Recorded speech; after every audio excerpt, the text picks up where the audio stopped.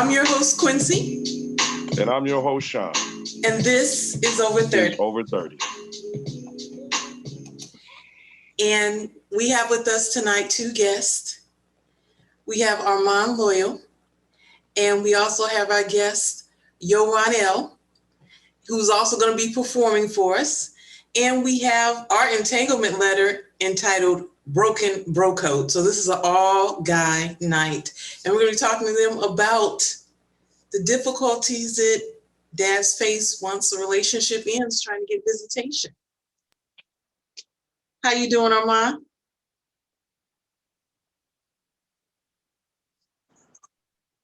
Armand, are you frozen? Frozen. Okay. Armand is frozen. I'm doing great. How's it going with you guys? I'm not frozen. I see everything going on. Okay. I'm frozen? Yeah, we don't see you moving. Got my back. There's a delay. I mean, what do you want me to do? No, there's a delay in your feed. I hit the woo. There you go. You're moving now. I hit the woo. You're moving now. All right, I'm on. So we're gonna start with you. Tell us about you. Where are you in life? What you know? Tell us how many kids you got, how old they are. I have approximately 3 kids. One is the age of 19. She is going to UNLV right now. I have a little girl that is 6, and I have a son that is 2. And where I'm at in the world with my kids' mom is, it's easy to establish when the relationship doesn't work anymore. The woman automatically feel that the entitlement goes to them because they carried the kid. So it's more like they go to a comfort zone and saying that, yo, I have the power to kind of control your life if you care about your kid. For those dads that really don't care, then it kind of really doesn't play a part. And I think that women that don't know or know, they're gonna try to find out, especially if you're not with them anymore, then they want to find out the niche that gets you. So once they get that, and I think that anybody that loves their kids, I think that would be the first niche to establish some type of empowerment. So what you're saying is you think once a relationship ends, not always, but in some cases, women use the children as a tool to manipulate and control you after the fact. I see Sean nodding his head. I'm gonna say even during, even if you're with a woman and maybe, I don't know, I'm not gonna say, all guys run their relationship and do things according to the woman that makes it correct. But I'm gonna say that even in a relationship, even when 2 people come together in an argument, one person wants to win. So in winning, it doesn't necessarily mean you got the last word or you said something that hit home or, that kind of finished the argument. I think the end result is what can I control you over, what taints your system to make you kind of do what maybe I want you to do, or maybe what can I control you with. And I saw you, young Rail, looking and nodding. I mean, it's not like I this is the first time that I've met this gentleman, and I completely agree with him. All like my experiences personally, the experiences that I know from people that have told me what their experiences are, it's been exactly the same. I know women whom have children, and when the baby's father is not in the life of the child, they don't have any issues. There is not a single problem. They don't like, the only problem that is there is the simple fact that one day you'll have to tell the child whom the father is. But aside from that, when fathers aren't actively trying to be active, or when a father is actively trying to establish a relationship, there's always this contention. There's always this tension. And it's like I wish I could say I disagree with this man. Everything in my heart would be like, no, that's not true. It is. In my personal experiences, with a couple of different women, I have two children. I have a 12-year-old, and I have a 2-year-old. They're about exactly 10 years apart. And one situation I was married, the other situation I was just a boyfriend. And the irony is both when the relationship had met its when it met its end, when it was ready to end, there was always like a manipulation. There was always like, well, I know you want to be a father, and since I know you want to be a father, I'm going to make being a father hard for you. There it is. I got a question. Right there. That's the truth right there. I got a question for both of you guys. You guys can answer separately, together, or whatever, you know what I mean, nod your head, whatever, however you want to approach it. But do you guys ever feel like before, like when you guys were together and then after you guys are separated, that it's almost like a competition as far as parenting? You know, even though she's the mother and I'm, you know, let's say for instance, I'm not trying to take her role and I'm the father and I hope she's not trying to take my role, you know what I mean? But do you guys ever feel like sometimes it's a competition? Like we're not necessarily competing for their love, but competing literally to be the best parent or something, or like there's some kind of award or trophy? Face, you go first. I'll take this one head on. Off the dribble. That's just off the dribble. What it becomes with a woman, I don't necessarily see. Now it becomes a point to where, are we talking about art? Huh? I think that it depends on, like, say if you have I'll beat you on that. You know, I think a woman is supposed to raise a woman to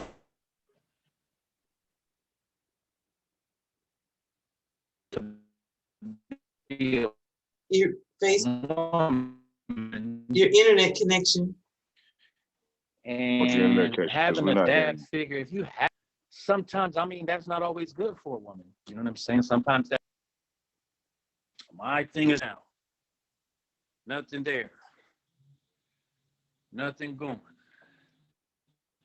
Can you hear me? Yep, got it. Yeah. Nothing. If you're on Wi-Fi, kill your Wi-Fi, use your phone's connections. It works a lot better. All right. Can you hear me now? Yes. Yeah.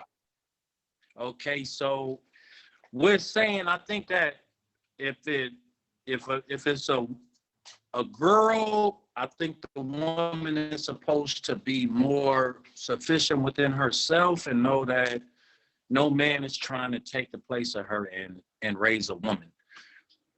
Men just, you know, if you have a real man in your life, that even if it's separation, you know, real men love their kids. You know what I'm saying? That's a mark in life.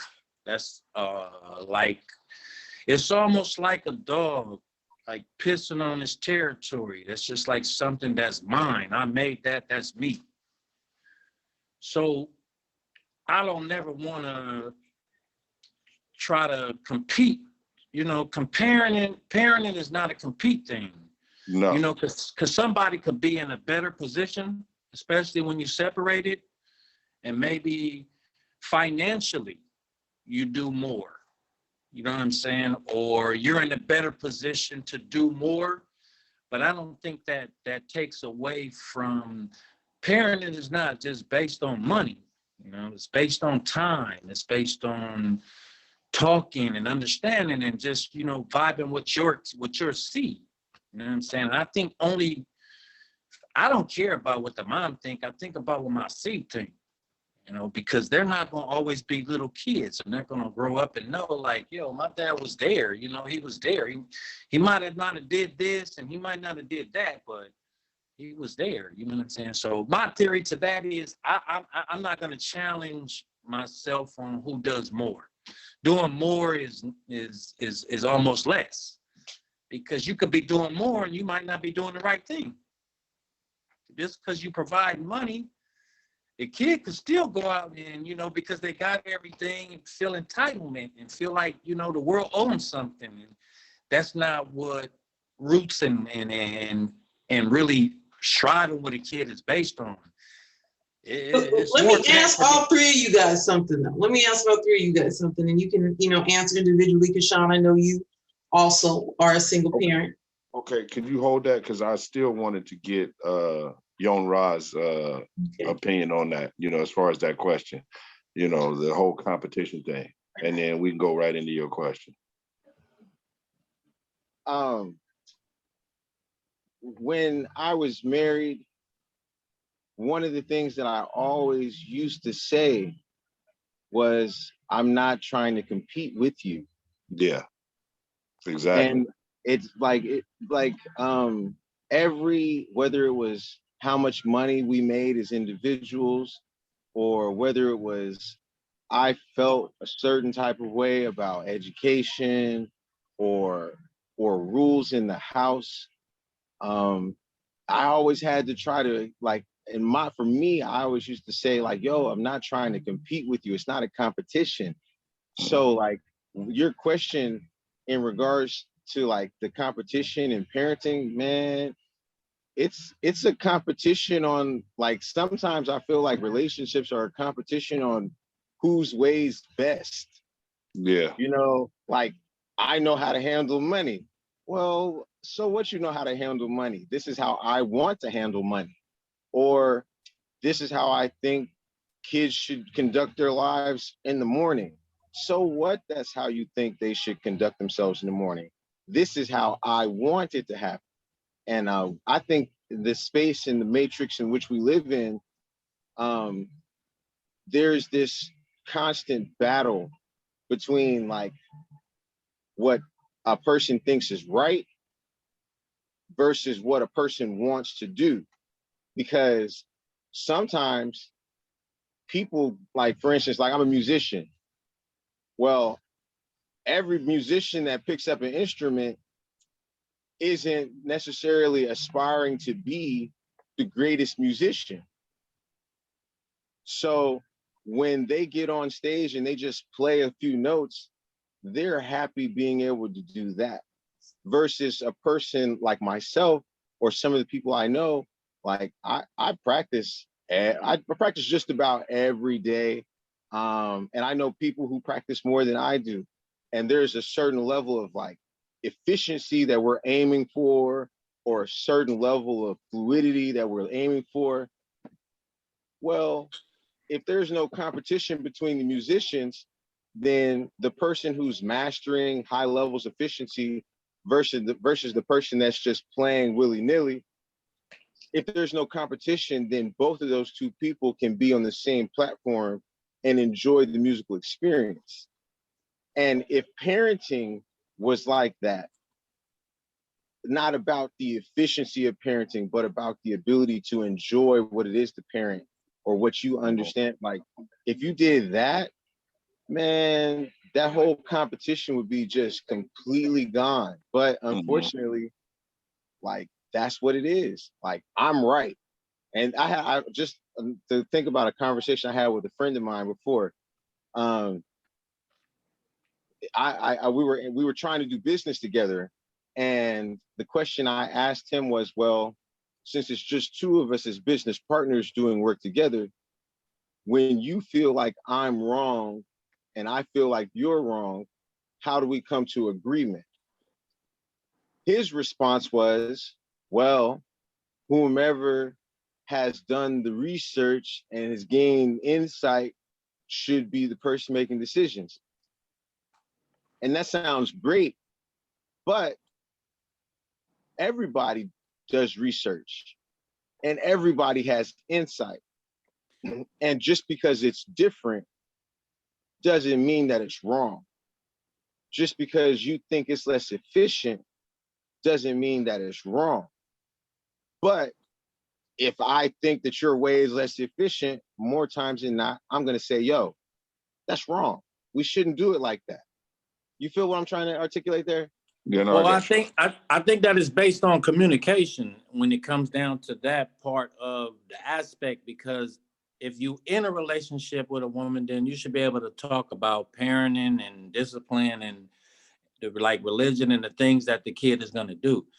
Mhm. When you are not in the relationship and is bitter or things just don't, the communication is off. Right. Yeah. Because I think if the communication is there between two adults, anything we talking about, we should be able to come to a mutual head about. When the Yeah. Some kind of communication is compromise. off from whatever reason, whether it's scarred, like my brother said, trying to overcompensate or trying to outdo the other parent, then I think that that's something that within the person's self that they have a problem with. Like, I don't think that nobody should be trying to outdo a parent. Like, Yeah. if you have a parent that's really trying, then you want to come together and try to do it on a whole. But you don't have to compete with somebody that's not there. That part. That's it. That's easy. So the overall issue for everybody is communication. But what are your communication triggers? What are the buzzwords that send it off in another direction? Well, I don't think that the communication part goes off in a different direction. I think that it stimulates from where are we at. Like, if we're together, then I think that we should have a mutual understanding as far as what we're doing, because we're not going to always talk in front of the kid or none of that. We should be able to sit down as two adults and come up with anything that we're off about, especially if we're two parents in the household. I didn't grow up with that.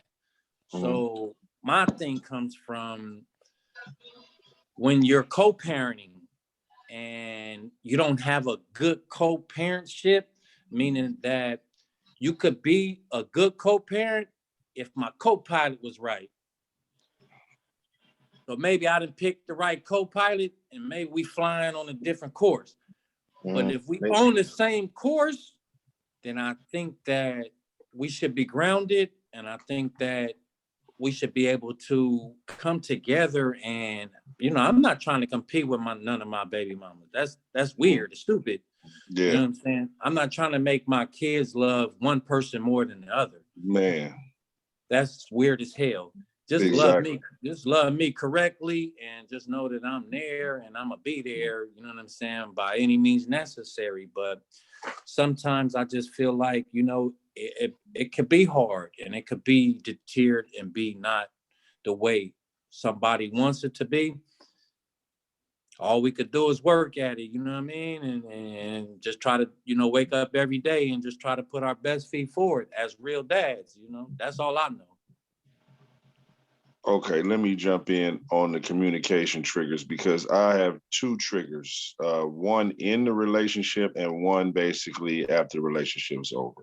And so you're communicating, everything's going fine so far. You guys are both on the child's best interest. Now let's start with the in relationship. In the relationship, you guys, like I said, on the same page. You guys are the co-piloting, like Armand was saying, is good. And then out of nowhere, something, maybe you suggest something or you have an idea about something, and then they say something like, well, I'm the one that had her. I'm the one that did 9 months, I'm the one that, like that. That trigger can, what I'm saying, definitely throw the whole mission off course, or the whole discussion off course. Now, really quick to finish it off, outside the relationship, you guys are not together, you guys are conversating, maybe it started off with, okay, the child needs this or the child needs that, as far as let's just say like school clothes or school supplies or something, because every child, that's a discussion with just about every parent. And then you hear this trigger, well, I'm raising her all by myself because, you're gone. And, and then that's once again, true. that's one of those triggers that throws you, because you're not raising her. Okay, they might live with you, but you are not raising them by yourself, Mm-hmm. I used to. So yeah, those are two triggers that I can definitely say I have a problem with, that definitely throw all communication off. One thing I used to say to my eldest son's mother, because she would always say, I'm a single mom, I'm a single mom. I said, no, you're not a single mom. You're a mom that's single. That's not the same thing as being a single mom.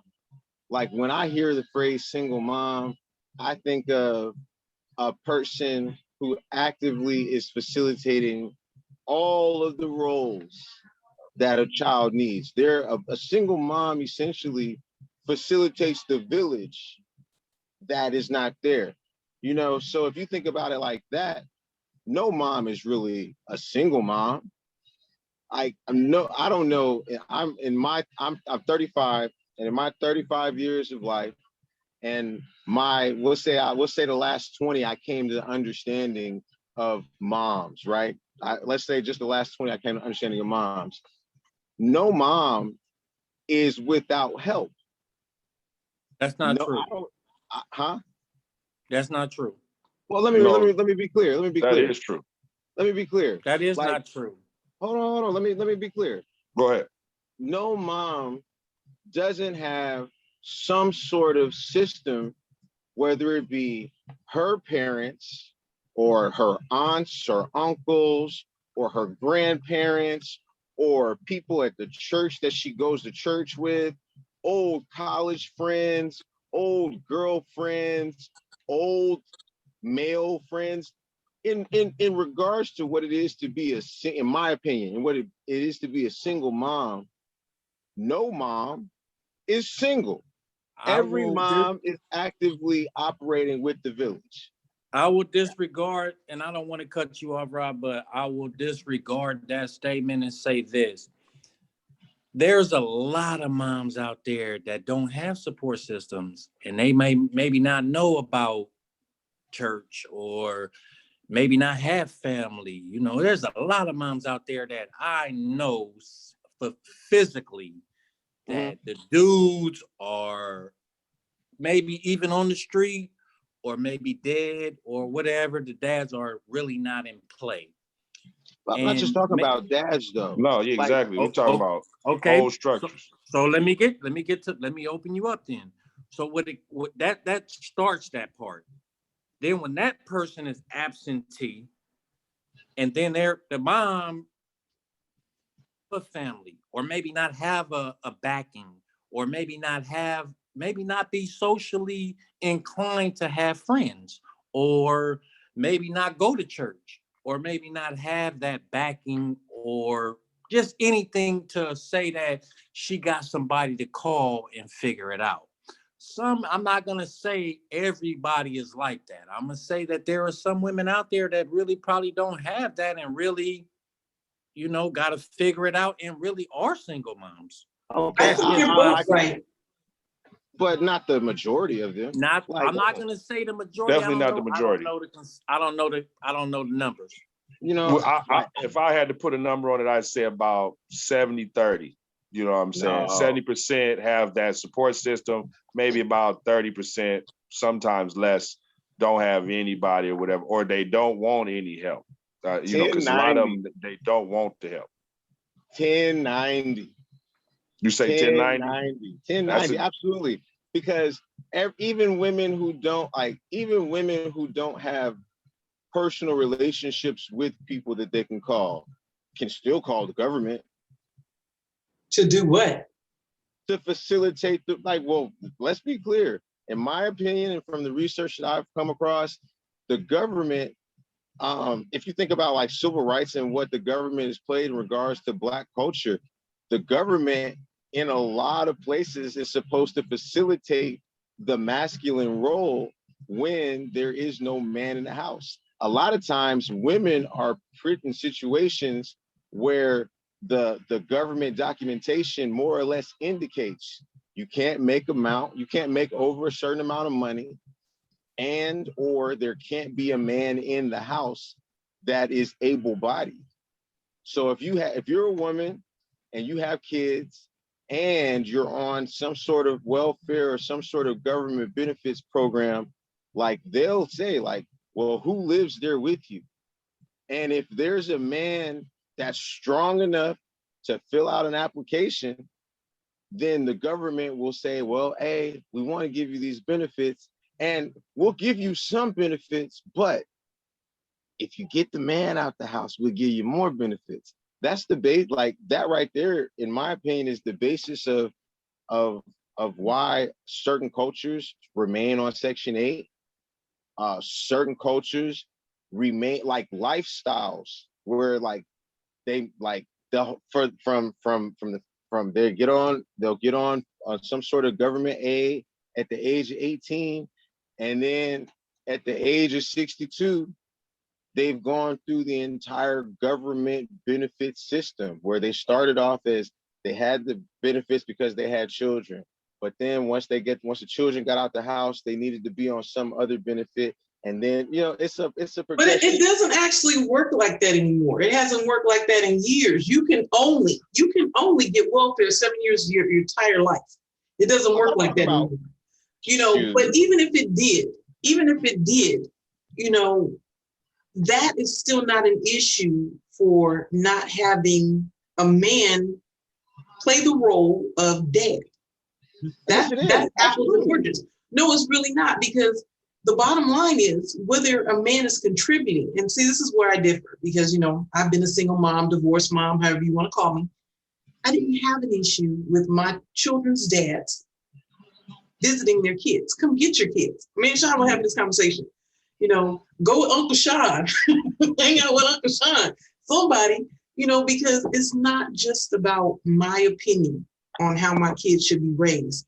It really does take a lot of village. Really does take a village. It takes a lot of influence, but you have to communicate. And I know for me personally, my issue was once I got divorced, who's that? You know, what are you doing? You know, if I come get the kids, what are you doing? My issue was men being too worried about what I was doing to be concerned about what they should be doing as a dad. So I'm asking you, is your issue, you know, the concern with your exes, what you're doing when your child is with you related to your current relationship? If I understand your question correctly, I'm gonna answer it as no. Quite frankly, I give zero fucks about what my exes are doing. But does she care what you're doing? And that's what I'm trying. That's the next point, because quite frankly, I trusted myself enough to understand that although our relationship has moved to a different space, that you're valuable.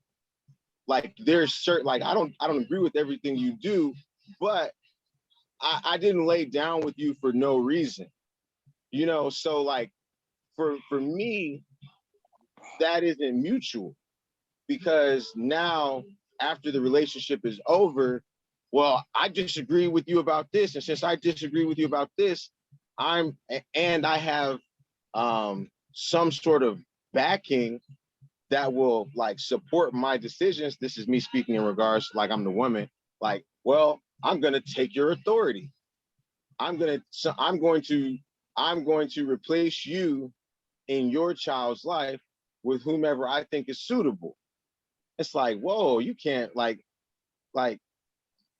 what? You mean you're gonna like? And it's kind of wild because I found in my situation, the people that women try to replace the fathers with are just like the fathers.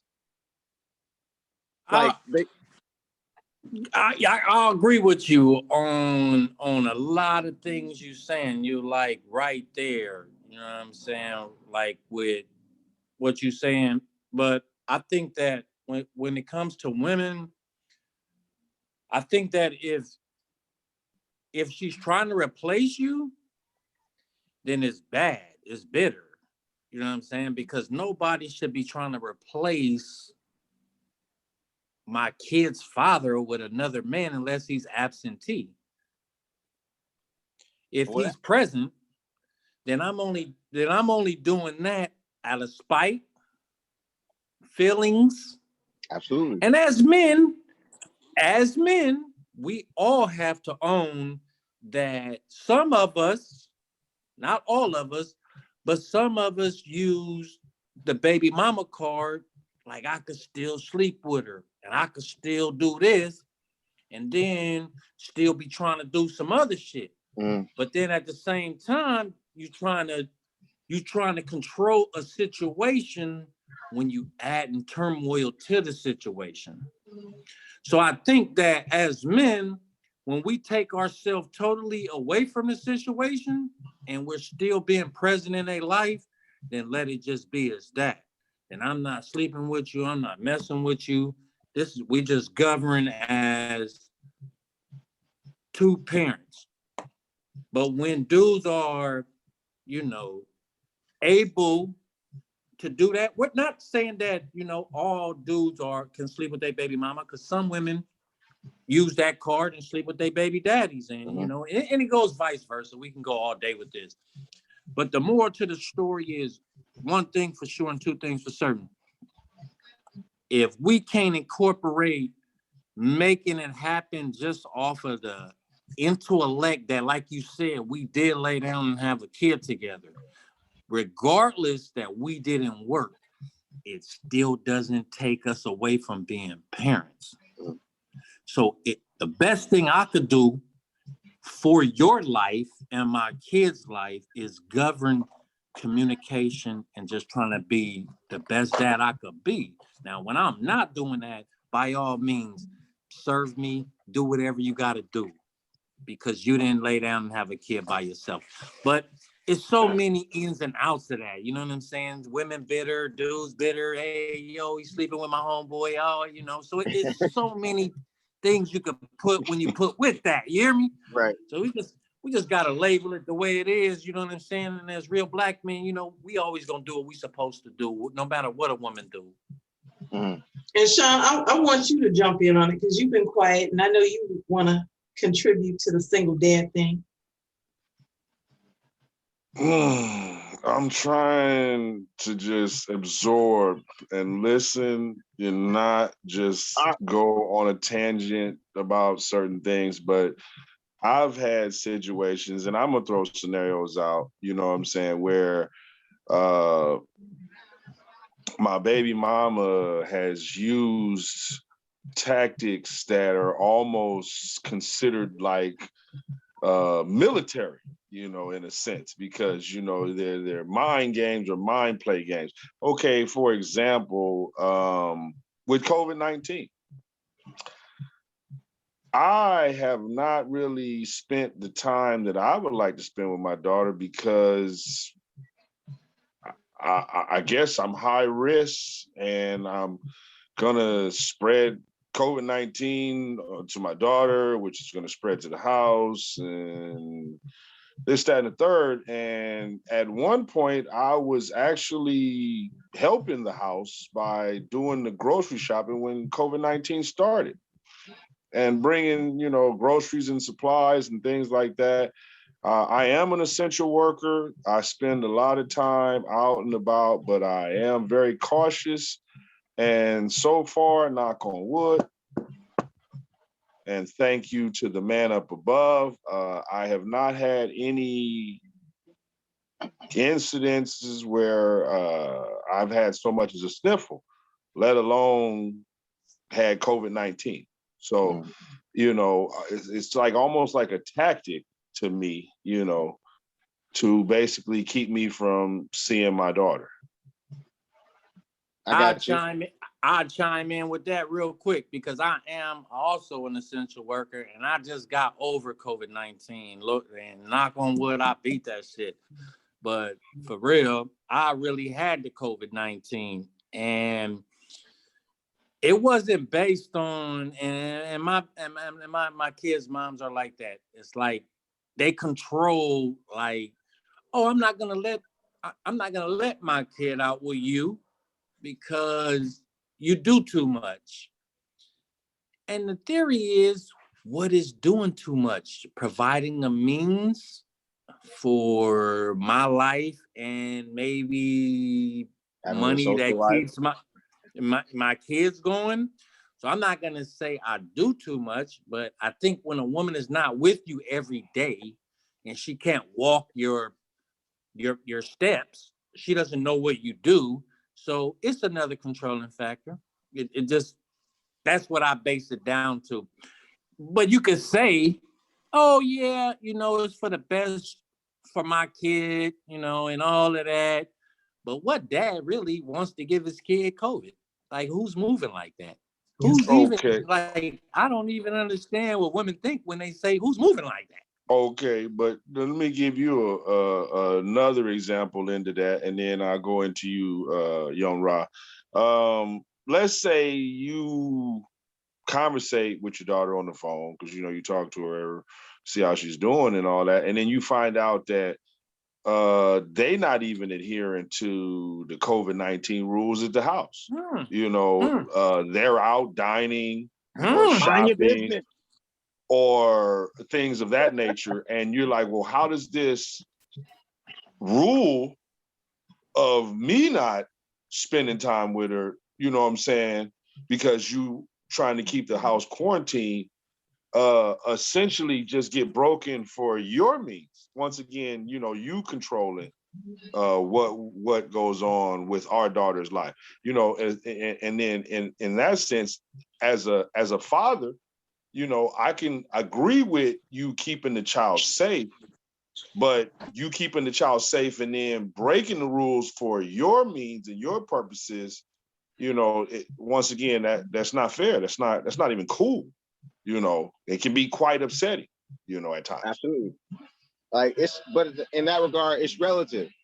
Like, because of what in my experience is what she's going to say is I know what I'm doing. I know the people that are in my circle. I know, and in all actuality, it's like, no, you don't. But since you like, it's a power thing. It's a control thing. Yep. No, I don't know. No, it's based on, I don't know what you're doing. Exactly. And since I don't know what you're doing, I'm going to assume that everything you're doing is not something great. that I think is bad. acceptable. And real talk, like if you've been with if you've been with somebody in a relationship for any length of time, you know their routines, you know what they do, you know what they don't do. Now you meet new people and you get new habits occasionally? Absolutely. But for the most part, if you dated a person for 6 months to a year or 5 years or longer, if your whole relationship, they were a early wake up person, but they liked junk food and they would eat at certain times of the day, for the most part, you can guarantee that when they're not with you, that's probably the same routine or the same type of person they are. But there's a certain sense of logic or a certain sense of order that I think comes with thinking like that. And relationships are logical and emotional. And at certain, like once you're out of a relationship, I think there's like this space of where it's really emotion driven. Like, man, like even if it's not necessarily like the emotions of still wanting to be with the person, just dealing with the emotions that you have when you're not with the person, or when you're transitioning or wanting to be with the person that doesn't want to be with you. Well, like sometimes you'll make decisions based off of, I want to be with this person, but they don't want to be with me. And it's not even an and sense. It's like, that's one emotion, right? And then another situation comes up and people end up making decisions on new situations based off of other feelings that have nothing to do with the situation. So you're talking about your child's school, or you're talking about what your child is supposed to eat. And at the same time, you're worried about who the person is sleeping with, or if they're dating somebody, or if they have somebody new around the child. Like, essentially, once you get out of a relationship, are certain things no longer your business? Like, is it your business that I'm dating somebody new? Because what I know a woman will tell a man is, it's none of your business who I'm dating. And if a man says, well, yeah, it's none of my business who you're dating, but it's my business who you have my child around. No, it's not. Yes, That's my child. So it's like, going back to what he said, you know, it's a controlled thing. And we live in a It's either system, good. Hey, it's either good or bad. man. Like, and most of the time, it's real easy to disagree with somebody. And when you disagree with them, say they're wrong and it's bad. I disagree. I don't think the child should wake up first thing in the morning. Since I disagree with you, I'm going to say that you're a bad parent because you want to make your child wake up early in the morning, you know? Or I don't think the child should eat certain foods. Well, I disagree with you. And since I disagree with you, I think you're a bad person. Whoa, like, we disagree on food and now I'm a bad person, or we disagree on religion and now I'm a bad person. Like, so what? We don't have the same beliefs. Now all of a sudden we don't have the same beliefs and I'm not moral.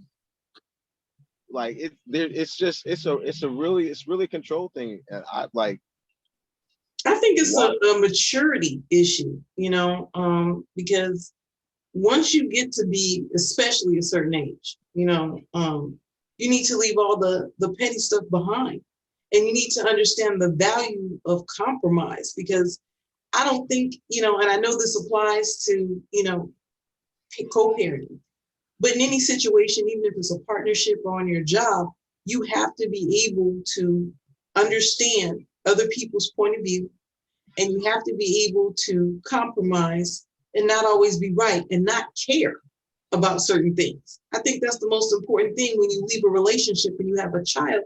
You have to stop caring, and you have to stop trying to control every single little thing. Because I had that happen to me in reverse.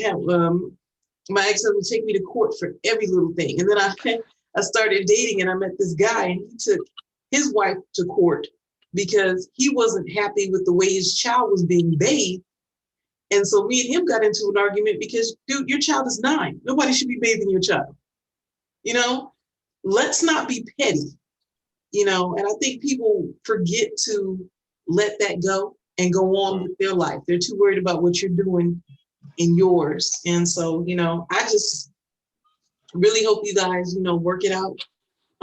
Because when you have a relationship and a child, it's additional stress you don't need. The child feels like they have to take a side, and you don't want to be the aggressive person about it, no matter how mad you are, no matter how hurt your feelings are, because that child will always gravitate to the person they feel is the less, what's the word I'm looking for? The more emotional. And that may make it feel like, your child is taking sides too, because I'm kind of an aggressive logical, and you can dig, but I'm going to hit you with the facts. And so, when my kids look at me, they always think, well, I'm the stronger one. I'm just not the one that's most likely to cry, but it doesn't mean that, I don't have feelings. And so, I think, with you guys too, you have to, consider that as well. They look at you guys and they're like, well, mom's the weaker one. Dad's the stronger one, and you don't want to draw those lines in the sand because they're hard to erase.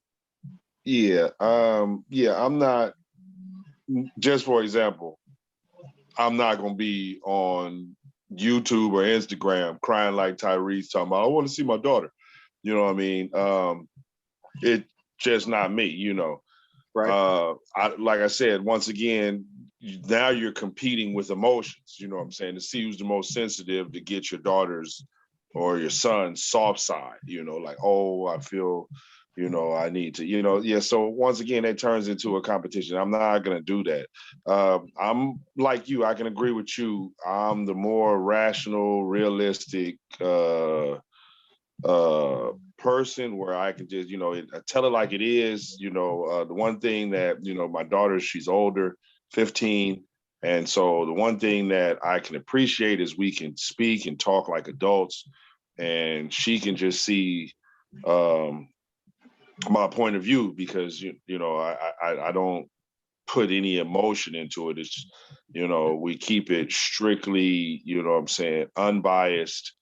I don't go with trying to play for her sympathy or anything like that. I just tell her like it is. When I say I miss you, I miss you, Dad. Dad don't get a lot of time to spend with you. I'm not boohooing about it. I'll even joke with her, like if she'll call me, I'm like, hey, I haven't seen you in a while. How you doing? Dad's still all right. I haven't fallen. Don't need the fallen and can't get up monitor yet. Vision's still good, but I'm glad you called to check on me. Miss you. Love to spend some time with you. When's the last time we picked up those guns? Let's do some shooting. I don't know. I agree. I'm not gonna lie. I felt like, because the Tyrese thing, that's funny that you say that. Because I'm not gonna lie, I found myself like I've vented on Facebook, I've vented on Instagram and said things that that could definitely come off as bitch worthy. And at the same time, one thing that men aren't given the opportunity to do is express their feelings in a safe space. So like people clowning Tyrese, they clown Tyrese the same way they clown Will Smith. And the motherfucker the guy that was sleeping with his wife wrote a song about it. Like, that's not funny. It's not funny, and it's not anything that should be joked about, but it's joked about on a daily basis. Like a man, if like a man says how he feels about how he doesn't get to see his child, and the first thing people say, well, are you contributing financially? Well, COVID-19 just happened. If you were contributing financially before COVID-19, and then all of a sudden COVID-19 happens and nobody's working, and people are still asking, are you contributing financially? It's like, whoa, the whole country shut down. Nobody's working. What are you talking about? Like, like, if I had a better savings, yes. Could I contribute more? Absolutely. So in that regard, I can understand there's always a means in regards to preparation.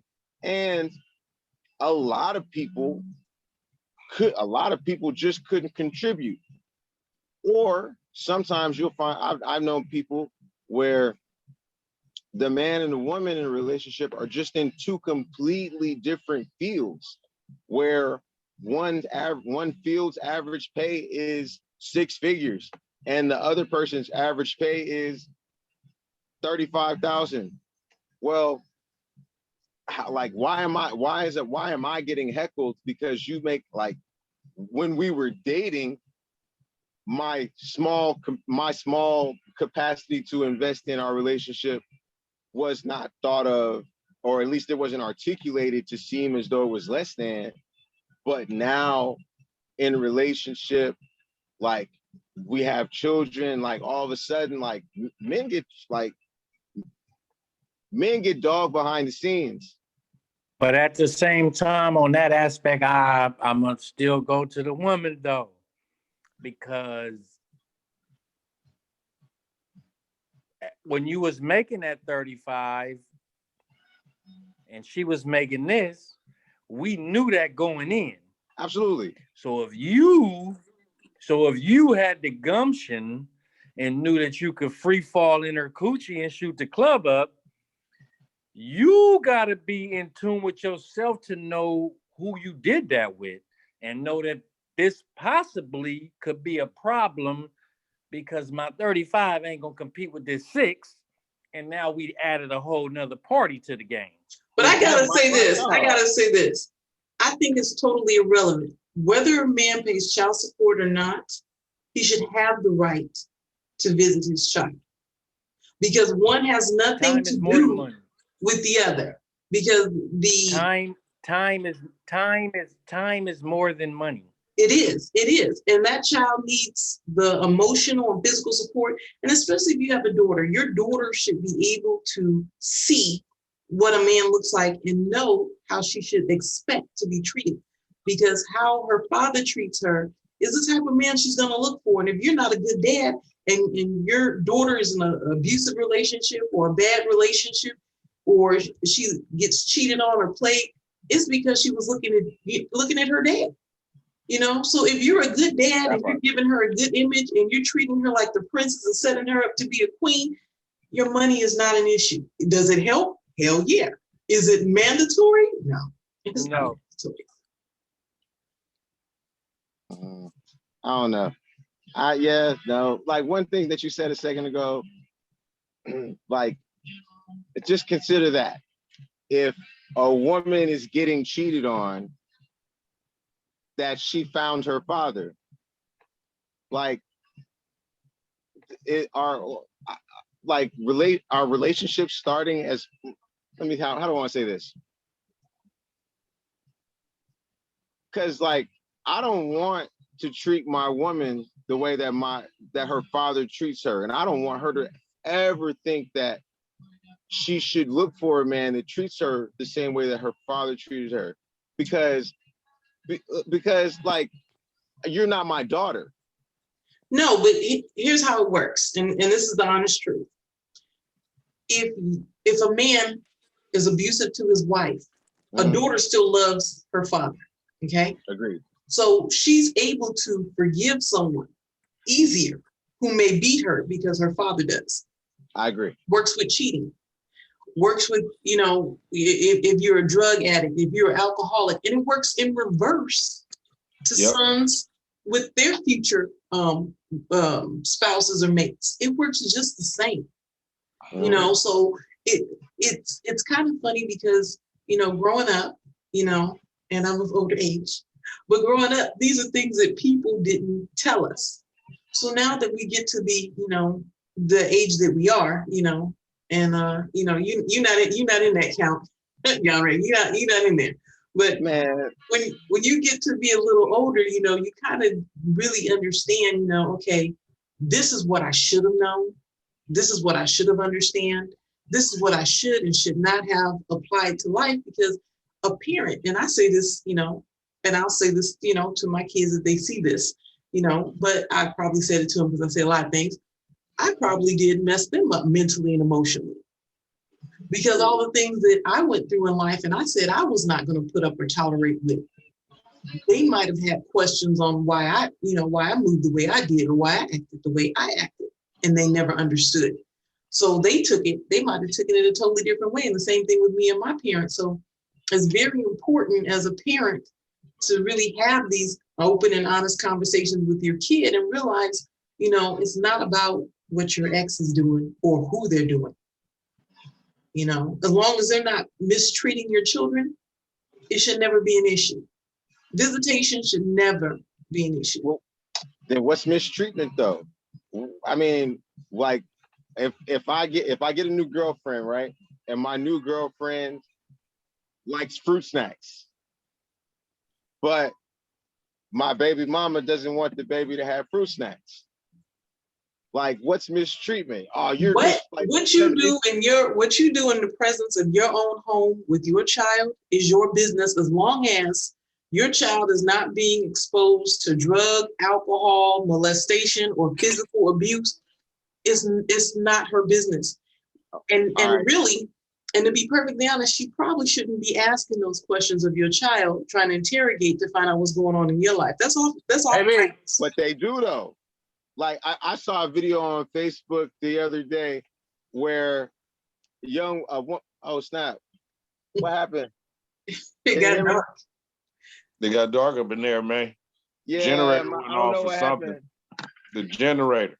Yeah, the generator went out. I can still talk, but I was at I saw a video the other day on Facebook. The power went out. Is that? Yeah, the lighter man. If you have a lighter man, light the lighter man. Hold on one second. Yeah, let me see if I can get it. Okay, thank you, sir. I appreciate that. I'm on the blunt, guys. My bad. I saw a video on Facebook the other day, right? Where a young woman is asking her child, does your daddy have anybody coming over to the house? And the baby the child wants to say no. And then the mama tries to bribe the child with chips. Now, there in the post, there were comments that they were trying to make it seem like this isn't real. This was just a joke. This is supposed to be something funny. No, this is real. Like women will interrogate children trying to gain insight about what the father is doing. They will say, let me take you to X, Y, and Z, your favorite restaurant. Let's go get pizza. And like they will try to coerce the children into gaining insight, to giving away insight and information, and at the same time, make it mandatory that if the child ever says something to the father about what's going on in the household, that they'll get in trouble. Like women are actively conditioning their children. Women are actively conditioning their children. No, man. All right. Hey, to the spy game. But yeah, That's they're like actively conditioning to the spy game, and not only to the spy game, conditioning the children to lie to their fathers. Like I remember growing up where sometimes my mom would give me a little piece of money and say, don't tell your father I gave you this money. Why not? There is no good reason except because you're trying to hide something for you to tell me not to tell my dad where my mom is getting money from. Or where my mom, or don't tell your dad that we went here. And like that, like, quite frankly, I don't know how else to say it. Like there's just women conditioning their children to have no respect for their fathers, even if the father is there. Like, am I the only one? No, you're right. Because, just like don't tell them where the money came from. Don't tell them that Uncle Charlie came to the house. Right. And we talked in the bedroom for hours, with the volume up on the, exactly. So there's that conditioning. Now we're running over, and I'm showing you them. I'm sorry. Let's get Yeah, I know you don't have electricity. We're gonna wait to see if we get power for a second. We're gonna skip over to our entanglement letter, and you guys are gonna help us solve it, okay? And then we're gonna go to your music. Okay, so I don't know if I'll be able to, because that was my friend's generator just ran out of gas. Oh, okay. Well, then you'll have to come back. Yep, you're gonna have to come back. We're gonna have to make this a part 2, maybe, or an update to see how it's going. Yeah, we'll have to part 2 this or something. Absolutely. I'll make better arrangements next time. This was, like I said, I got a call at the last minute. A friend of mine, he was playing a festival and he needed a bass player. His bass player canceled on him at the last minute. And so he knew I was in town. He was like, yo, come play. And so I definitely made the trip down here. And I mean, like I said, I also observed the stars in my personal time. And so I'm in a space where there are no lights and there are plenty of stars and plenty of open sky. So I'm definitely having a good time tonight. Well, we appreciate you coming through. No, thank you for having me. Truly appreciate it. Okay, so I'm gonna go to our letter. It's called Broken Bro Code, and it says, I need someone to tell me I am not wrong. I am a divorced 41-year-old man who is just getting back to talking to women. My boy and I have been friends since high school. Since the Rona, I have talked to him, but I have not hung out with him in a while. Last month, I went over to his aunt's house because she offered me a Sunday plate for cutting her grass the day before. As I am walking to the door, my boy comes out of the house holding hands with my ex-girlfriend. So I approach him and I ask him, what the hell is this? I dated this girl for 6 years before I met and married my ex-wife. She broke my heart and cheated on me, which is why I never married her. He bucks up and before you know it, we are on the grass fighting. The neighbors come over and break us up. His aunt got mad at me and asked me to leave, telling me I'm acting childish after I cut her grass for free. I can't believe he did this. He knew what she meant to me. I even asked him a while back if he knew anyone who might know her because I couldn't find her on social media. I don't know if I ever want to be friends with him again, but he broke the bro code. Back me up. Yeah, that sounds like almost like something about Mary the Black version. But real talk, yeah, he broke bro code because, okay, I got my bro on the show. And bro code, if you gonna do something like that, at least give your bro a warning. Like, oh, hey, your ex, she kind of throwing me some play, dog. You know, I don't want to just attack it like that, just without, you know, giving you like, you know, a heads up, whatever. Because, you know, I've had bros that literally be like, nah, attack that dog. You know what I'm saying? She a hoe, you know, so, you know, do what you do, you know, but just be cautious because she might do you the same way, you know, but, you know, I mean, yeah, the violation, you know what I'm saying, and trying to keep it. He went on to something about Mary. He was like, I need you to find her for me. And then when he find her, he fall in love with her. And then just keep the whole thing a secret. That's something about Mary, but we're gonna call that the Black version. So yeah, broken bro code, dog. You know what I'm saying? I would have probably not wanted to fight him, but I'd have talked bad about him. You know what I'm saying? If he'd have got too aggressive, yeah, we'd have had to two-piece him. You know what I'm saying? It just is what it is. But yeah, anybody else want to jump in on that? I've been there. I had a homie, and I'm like I said, I'm a musician, and so we're all musical, and we all do it. And so I started working in this band with this young woman, and in the midst of her and I like gaining insight about each other, I realized that it was one of my homie's exes. So first thing I did before she and I continued to talk, I went straight to the homie. I said, hey, this the girl you used to talk to, right? He was like, yeah, that's her. All right, how you feel? Like, if I go at her, you cool? You not cool? Because if it real talk, he was my homie at the time. If he'd have said no, I'd have been like, all right, cool, just out of respect. Now, fast forwarding, I'm starting to have a lot less faith in bro code, you know, like, because people change, relationships change.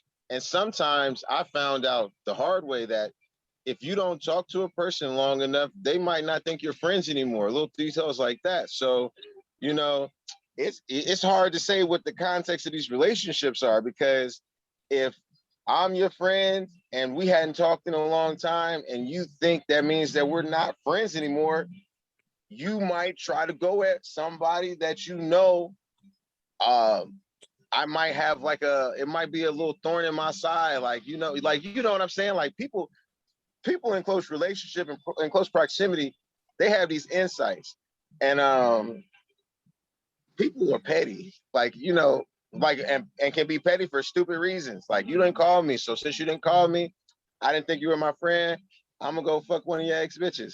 You know what I'm saying? Like, no cussing. I'm sorry, I apologize. I'm sorry. I'm gonna go get at somebody that you really cared about, that hurt you deeply, you know. So that stuff happens. So, you know, that's what I ask. would I check with a homie first? Absolutely. Are there people in my circle that might not have checked with me? Unfortunately, absolutely. And so it's kind of like, well, what's the bro code? Am I validating the bro code? Are you invalidating the bro code? Or is your invalidation of the bro code justified because of some other code that was broken? You know what I mean? Mm-hmm. That's how I feel about it. Go ahead, Face. The bro code only stimulates so far, man. You know what I'm saying? So you can't use bro code when there's female because it's the bro code. So when females are involved, you know, that's a man's biggest downfall. That part. So it's like you know, that could be my bro, but now that she's serving it up on this plate, and then you gotta go further with some dudes, you know what I'm saying, might be envious of a dude that's his bro. Right.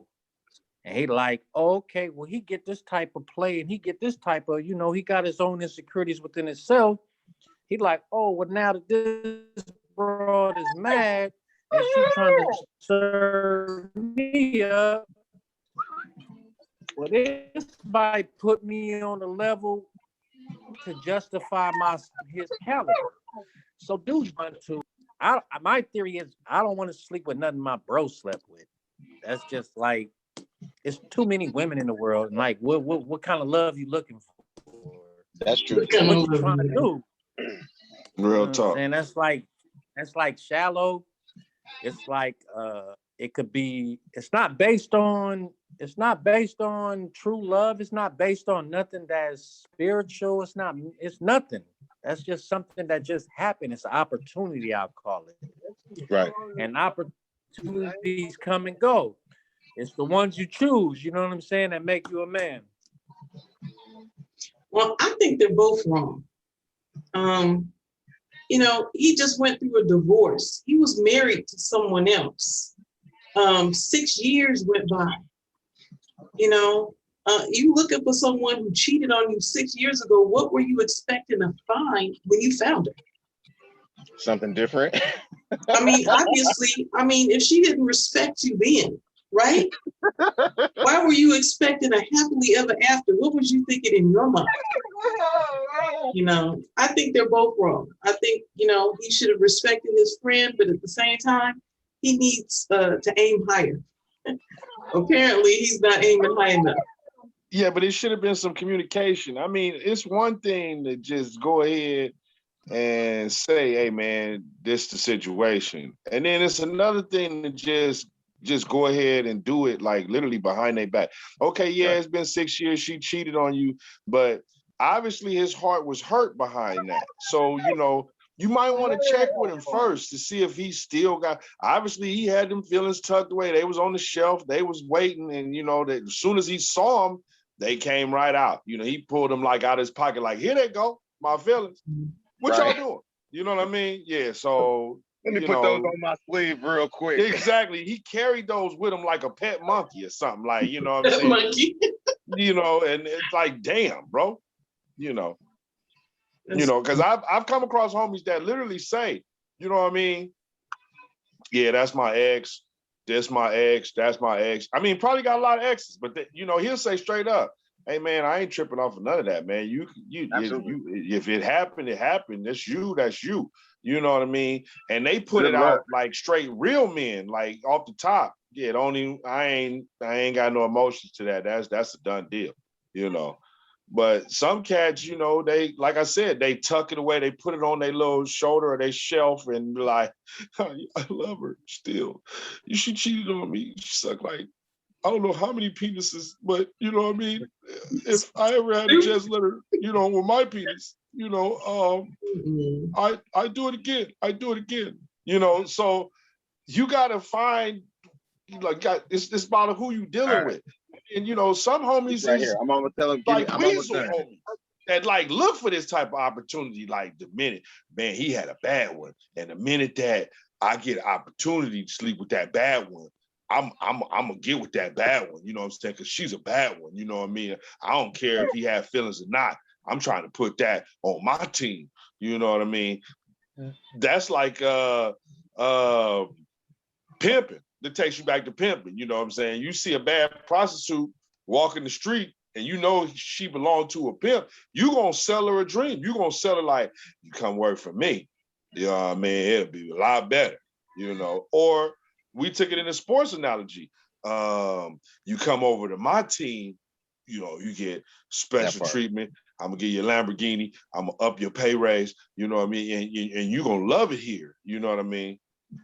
So, you know, some cats is, you know, have no morals, no standards, whatever, but bro code is bro code off the top. You know, if that's your bro, you need to clear it before you just take it upon yourself to just be doing it. I mean, you don't know where they at with it, you know, so that's where you check it. Checking ain't cheating. It ain't never hurt nothing. You know, y'all would have never rolled around in the grass had you said, hey, look, remember that one that cheated on you? Yeah, she about to cheat on you again. Right. I'm gonna need a piece of that, you know. You know, you could let him decide for himself. You getting out of here, young Ram? Yeah, I'm using my friend's hotspot, and I've ignored at least 5 calls on his phone. And so he's like, yo, and he's like, it's been an hour and 20 minutes, dude. He's like, yo, your hotspot my spot is cold, man. Exactly, he said my hot spot. Well, we're gonna get out of here. We're gonna end it right now. All right. We want to thank you for joining us. Yes, we want to definitely thank both of you guys. Need to get you guys back on maybe for a part 2 of this, but it was awesome. Absolutely. Thank you so much for having me. Pleasure to meet you guys. Thank you. All right, this is over 30, and I'd like to say peace and good night, ladies and gentlemen. Okay.